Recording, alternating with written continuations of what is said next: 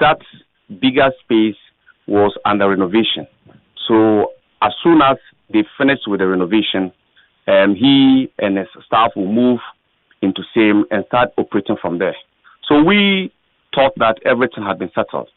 And the second issue he raised was in connection with their remuneration. But what he said was that, and we all remember that the first budget that was allocated to the Office of the Special Prosecutor by the executive was to the tune of 180 million Ghana cedis, which was even far bigger than the budget allocation to the Office of the Attorney General. But he told us that some releases had been given to the office, but except that they had not been able to access the money because they were not on the gift mix system. And graduating the office onto the gift mix system was the responsibility of the Office of the Special Prosecutor to have done that. So we deliberated on that, and we thought that the Office of the Special Prosecutor, I would not say Martin Amidu, but I would say the Office of the Special Prosecutor would take the necessary step to have the office sent onto the gift mix system. And we thought that had been done. And the third issue that he raised was in connection with the staff. And it was to be understood because the office was a fledgling office. It had just been created. We should not expect the office to be completely functional at the very day it was set up. They were bound to have some challenges, and that is to be understood. But what he said was that he was working with seconded staff.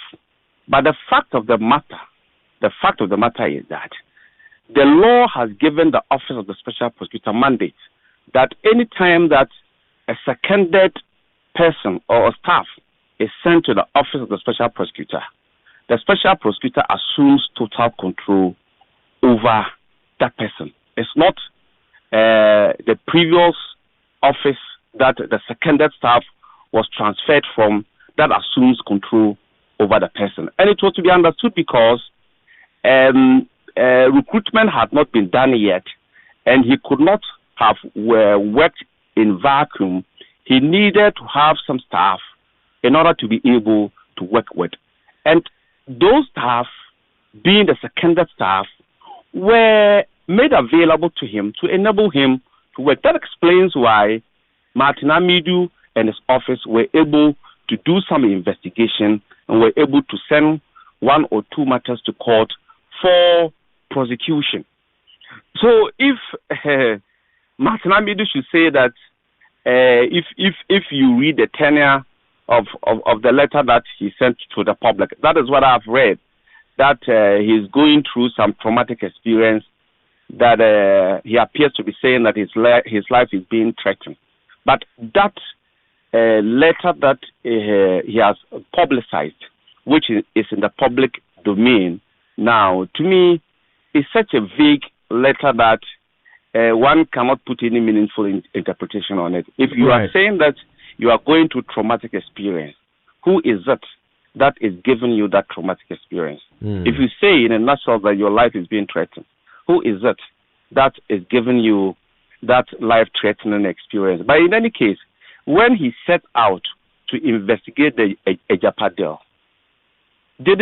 wasn't he able to do that? He was able to investigate the Ejapa deal, and at the end of the day, when he churned out a report based on his investigation, the president, in his wisdom, thought that that was a good report, so he needed to act on it.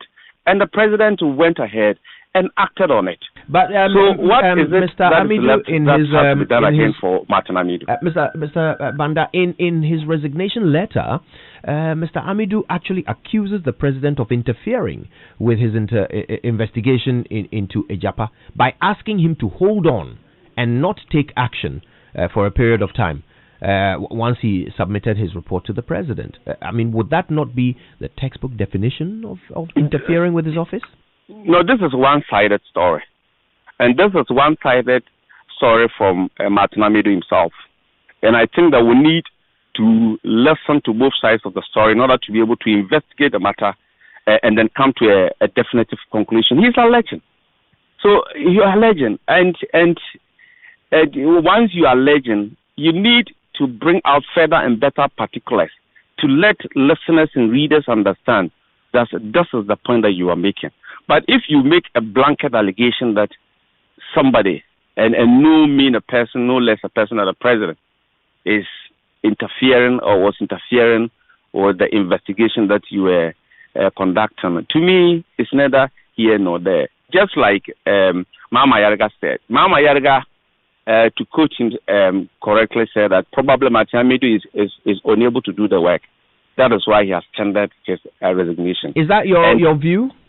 That is from my view. I'm saying that is what Mama Yarga said. And I'm asking what your view is. A lot of people. What is your view? That could be the view of a lot of people. What I know as a legislator that took part in the designing and then the fashioning out and then the deliberation of the office of the special prosecutor bill that later on crystallized into an act that is being operated now. We did all that it should take for Martin Amidu and the office to be independent, operationally, financially, and in all respects, in order to enable him to carry out his work. In any case, that is not the only independent body that we have in this country. We have constitutionally created independent bodies, and we have legislatively created independent body. And I have never heard that any occupant of any other independent body has come out to say that the president is interfering with my work. And for this reason, so Mr. Banda, I'm resigning. You're a lawmaker, which is why I believe you can help us with this question.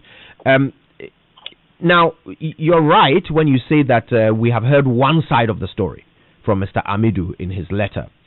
So let me ask you a hypothetical question, because you drafted the law, so you must have been able to anticipate several scenarios. If a sitting president asks a special prosecutor, after receiving a report of an investigation, if a sitting president asks a special prosecutor to hold on and let him handle the case, would that amount to interference? To hold on, what is the reason for saying that he should hold on? To hold on so that the president can handle the situation. Assuming without admitting that happened. If you say hold on, that statement is hanging. That allegation is hanging. Assuming without admitting that was said, that statement is being taken out of context. What circumstances there existed that gave birth to that statement? Assuming without admitting that statement is true. So that statement has to be interpreted within the context that it was said. But just merely saying that the president said that I should hold on. What the public knows, what I know, is that in respect of the Ejapa deal, the office of the special prosecutor had all the necessary latitude and leverage to carry out any investigations that it wanted to do.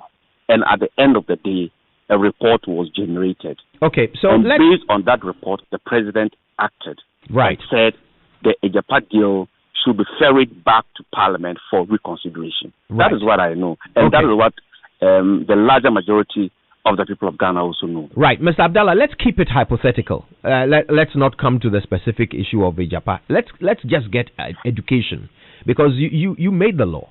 Okay, so help us understand how it's supposed to work. If a president asks a special prosecutor to hold on, to not take action for a period of time in an investigation that the prosecutor is carrying out, in a hypothetical situation, if a president asks a prosecutor to do that, would that amount to interference? I will say no. I will say no, unless I have the full facts. So there are some circumstances under which that would not be interference. That's what you're saying. Yeah, so you have to get the full facts and listen to the other side before you be able to come to a conclusion whether what the president did is right or wrong. So that means when you were drafting the law, would it be fair to say that you drafted it to anticipate the possibility that a president might have to Not at all. Give an instruction like that? No, like I said, the office of the special prosecutor was given the necessary independence that it deserves. No person,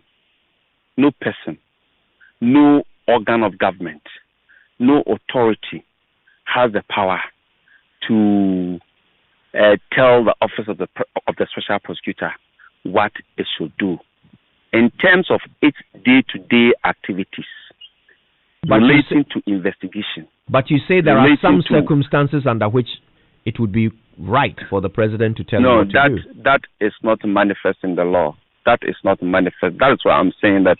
I'm saying it without any caveat, that under the law, no person can interfere with the activities of the office of the special prosecutor, so far as investigation and prosecution are concerned. Okay, so Honorable Ben Abdullah, you asked for better particulars. Now, this is Winston, by the way. When you read Mr. Amidu's resignation letter, he mentions dates. 19th October was when the president received his letter. On the 20th of October, the chief of staff is directed to inform him of the president's decision to meet him. 23rd October, he meets the president. 1st of November, he meets the president again. Isn't that enough better particulars? That is one-sided. I still stand by my statement that is one-sided. Let's listen to the other side, because I don't have full facts so far as Martin Amidu's allegation on this matter in connection with his meetings with the president are concerned. We need to listen to the other side and put the two statements side by side and then interrogate the two statements coming from the two sides in order to be able to come to a conclusion. Otherwise, I am unable to say whether Martin Amidu is right or wrong unless we hear from the other side of the story too. Now, you also state that Mr. Martin Amidu does what he likes and at whatever time.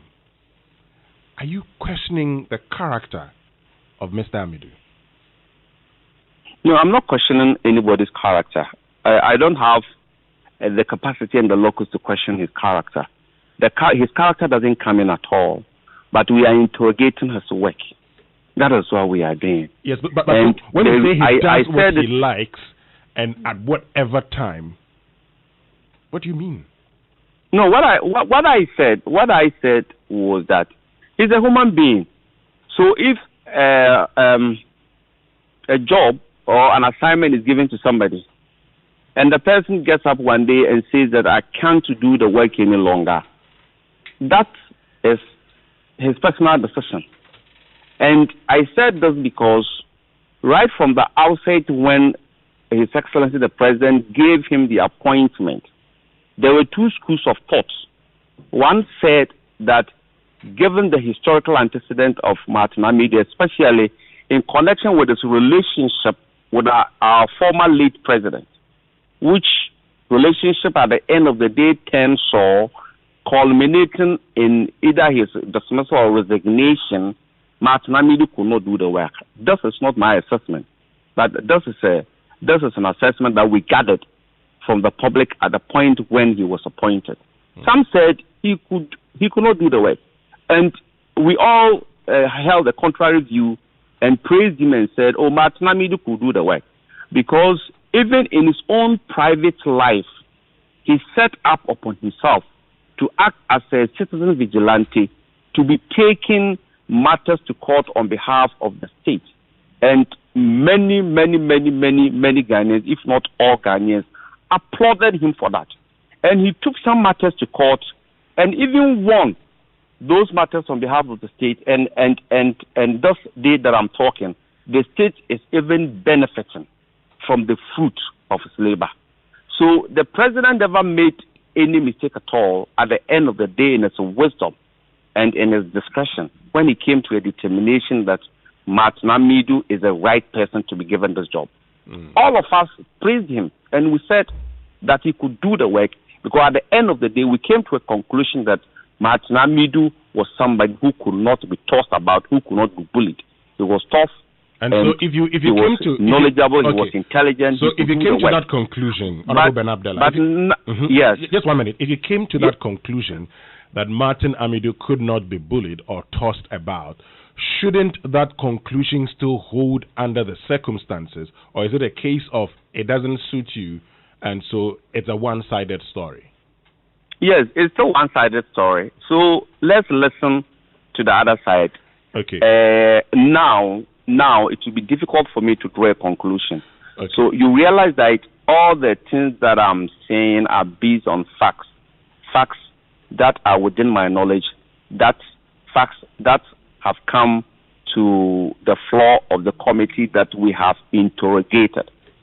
Do you understand my point? I get you. And so talking about facts again, when it comes to remuneration, Mr. Amidu says he was not paid. You're not doubting that, are you? He was not paid. That's fact. Yeah. Yes. The fact of the matter is that when he appeared, he made an allusion to that. Okay. And what he added was that because they had not migrated the office into the gift mix system. I'm not an expert in the gift mix system. But that's why he said. If you look at our public financial laws, you can't spend without that. So how was he spending? So what he said was that he was receiving some financial assistance from the office from the Jubilee House. That is why he said. He said in the meantime he was being assisted financially from the Jubilee House, and that, I believe, is what made it possible for him initially to have conducted investigations that he wanted to do and to send some matters to court. But from the time that we met until now, it's been a while. So a lot of waters have passed under the bridge. A lot of things have happened. As to what has happened between Martin Amidu and Ministry of Finance and the Jubilee House, I'm not in a position to tell. That's why I'm saying if we want to be able to interrogate this matter well, then we even have to listen to three sides of the story, because he has raised the issue of money, which is in the domain of the Ministry of Finance. He has also made certain allusions to the Jubilee House, which is also in the domain of the Jubilee House.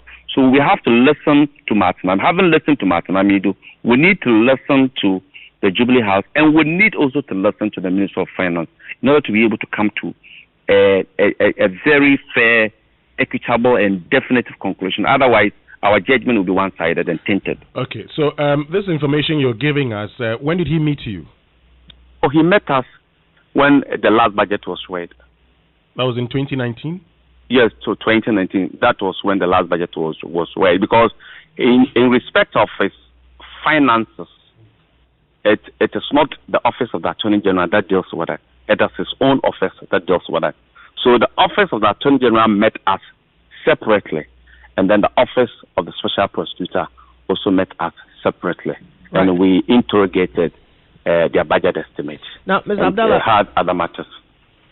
Thank you. Mr. Abdullah, he also says that he didn't receive his appointment letter until January this year. You passed this law, 3 years ago.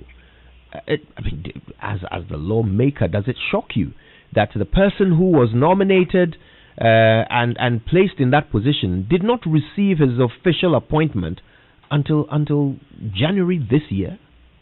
Okay, and again, let me say that this is also one-sided. Assuming any remuneration at all, if of course it's entitled. Calculation of the remuneration or whatever benefit he is entitled to would take with the time he was appointed and from the time he assumed office. Even assuming that this appointment letter didn't come before his resignation, for the number of weeks or number of months or number of years that Martin Amidu has worked, whatever entitlement he has to be given, he will be given based on the day he assumed office. So I see this point as moot. Okay, Mr. Abdullah, I want to thank you for your time with us. We certainly appreciate it. We know you're on your way somewhere. Thank you very much. Thank you very much. That's Mr. Ben Abdullah Banda, the chairman of the Constitutional, Legal and Parliamentary Affairs Committee in Parliament. And he had some interesting interventions there. He points out that from his perspective, this is a one-sided story. We've only heard from Mr. Amidu's side. And so he didn't go as far as commenting specifically on whether what Mr. Amidu describes as interference is indeed, in law, interference. But we asked him, to educate us as a lawmaker on a hypothetical situation. If a president were to do what Mr. Amidu claims that President Akufo-Addo did, would that amount to interference? And he says the law does not allow for anyone to interfere with the operational decisions of the office of the special prosecutor. Winston. Exactly, and he talks about the fact that when Mr. Amidu met them in November 2019, he made some of these concerns known to them. He talked about his remuneration. He talked about also concerns of staff. He also complained about wanting a bigger space, and Mr. Martin Amidu informed them that the old Ministry of Communication had been given to them and was going to be renovated in order to make them go there and work. He talked about the inability of Mr. Amidu to access funds was as a result of the office not being on GIFMIS, and so that was a challenge for him. And when it comes to the concerns of staff, he says when they met Mr. Amidu as a committee, he complained, and the committee said, well, any staff seconded to you, as is practice, you should have authority over these persons. Right. And so for him, this comes to him as a surprise, and that Martin Amidu does what he wants and at what time, does what he likes and at what time. Right. Okay. Well, as we're speaking, we've seen a press release from the NPP on the resignation of Martin Amidu as special prosecutor, right? And it says a number of things. Let me just go through a few. It says the NPP has received with shock and dismay the news of the resignation of the special prosecutor Martin Amidu. Shock because Mr. Amidu chose to walk away from the golden opportunity of establishing a brand new effective agency, having had the best part of 3 years to demonstrate and cement his undoubted anti-corruption credentials in doing so. The Presidency and the Ministry of Finance, the evidence indicates clearly, has done everything to make the OSP operational, effective and independent. The decision to appoint Martin Amidu himself is a clear indication that the President did not intend for the office to be headed by a lackey. It goes on to talk about the NDC's relationship with Martin Amidu and the fact that former President Tamils sacked him and so forth. And then it goes on to say this. Mr. Amidu has not resigned because any investigation of his has been interfered with by the Presidency or any member of government.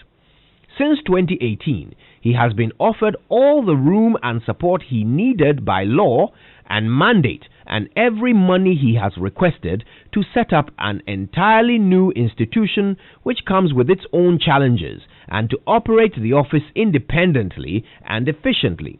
No political office holder has interfered in the administration of that office.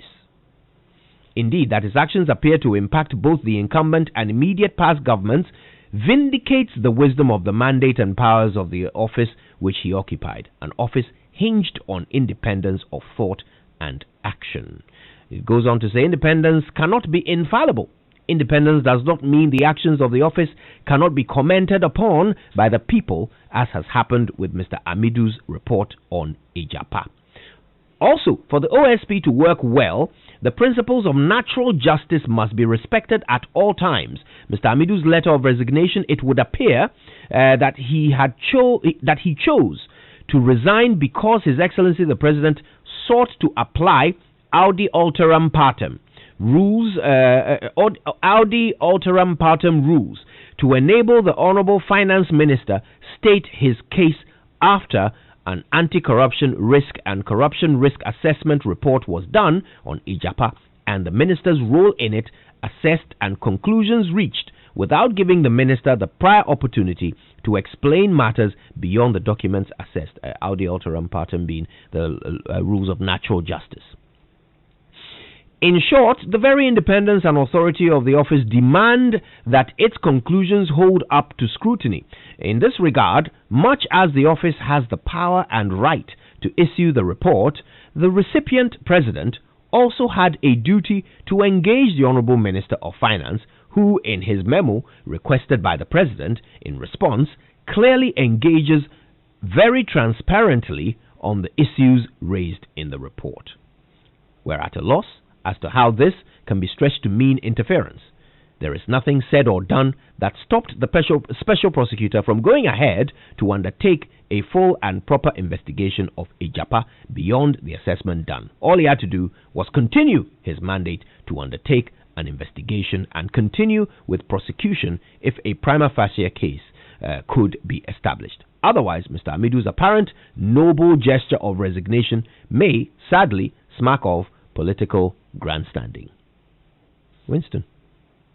Yes, Kojo, so that's it. And let me just bring to you, the conclusion of this. And it says, before the OSP now is a clear criminal investigation on a judgment from a UK court which alleges that a brother of government official 1 served as an intermediary for a €5 million bribe paid to government official 1 for a transaction that acquired airplanes for the Ghana Air Force. The NDC's record on current strategy is non-existent, with their manifesto talking about Operation Sting without any legs. The man they expect to lead the sting is, according to Martin Amidu, the same government official 1. There is no detail about the potential legal and institutional structure of Operation Sting, how it will differ from what we have, the gaps it's supposed to fill, and the men from Mars who would drive it. In fact, they have no idea what their own Operation Sting is about.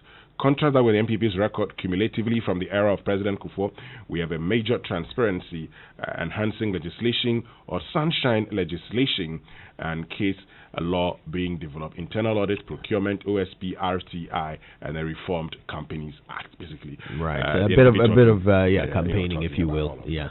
All right. Okay. By Yabo Abiyansamadi, our communications director. Right. And there's more detail in there we'll be exploring as the show goes on. But right now, I want to hear you. I want to hear your voice. So call us, okay? 0302 216 541. Okay, 0302 216 541. Where do you stand on this? Mr. Amidu's resignation. Is he quitting a job he can't do? Or is he standing up for his principles?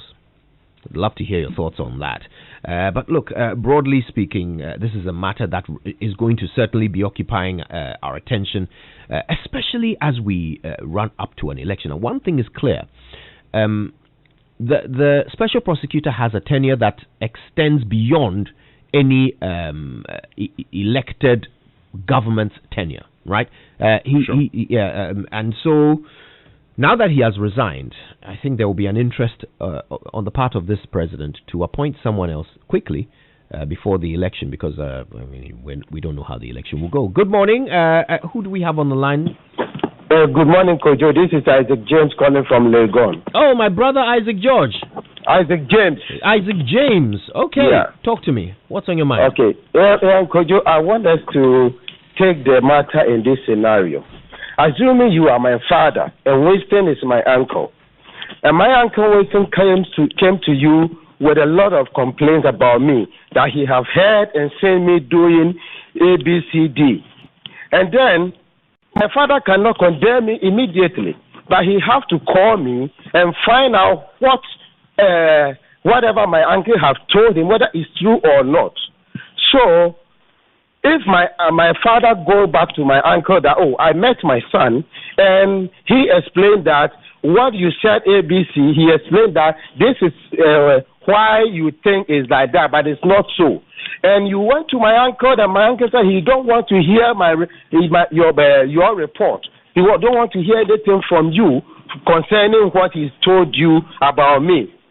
Does that mean my uncle is my father is interfering? My father cannot condemn me, but have to listen to the both sides and then address the matter as it's supposed to be. So I don't think when the president said the special prosecutor should hold on, it doesn't mean he is interfering, but he wants to hear from the finance minister, and then the finance minister also his report or whatever he said about it, that both of them can sit and then go through it. If it indeed there is a matter of corruption, the special prosecutor have every right, and there's no law that is preventing him from conducting investigation. So, frankly, I would say that Mr. Martin Amidu acted too much harshly, because he's supposed to take his time and have the patient to listen to the president's side of the story, read from the finance minister, and then right back to him, or he have the power to go ahead and investigate and prosecute. That is what we want, frankly, in Ghana. Thank you very much, Kojo. Thank you, Isaac. James Williams is in Gungwa Bujubra. William, good morning. Good morning, Mr. Beautiful. How are you? Hey, Hadu. I'm fine, thank you, William. Talk to me. Kojo? Yes, sir. I remember when this issue came up first, when Mr. Amidu was appointed. I texted to Joy to say that appointment was a joke. And I used the scenario of a lion and a sheep. Can they marry? Even if they marry, can a marriage between a lion and a sheep work? I saw this coming from long time. Even we saw it, that this was not possible to last. Given all the troubles the man went through. I mean, obviously, Mr. Amidu appointment was meant to dissolve the threat posed by the NDC to the MPP, with the mindset that it would not touch the MPP.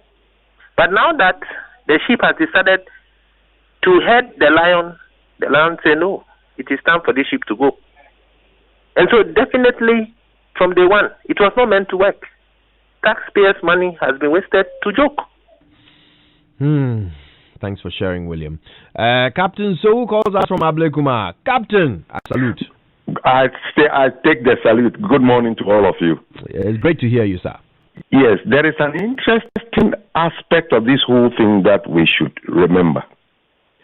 You see, I have worked in the public sector, and there is something we call administrative frustrations. This one the public will never know. If calls are made to Amidu and discussions take place, that cannot be documented. It will never be in the public space.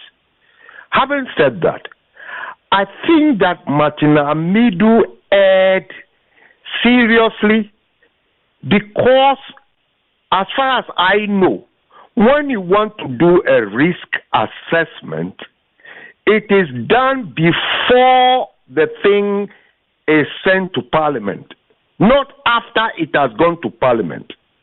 Martin Amidu ought not to have done a risk assessment. The law says that when you smell corruption, go after it, after the people, investigate and prosecute. He ought not to have done a risk assessment and sent it to the president. For president to do what?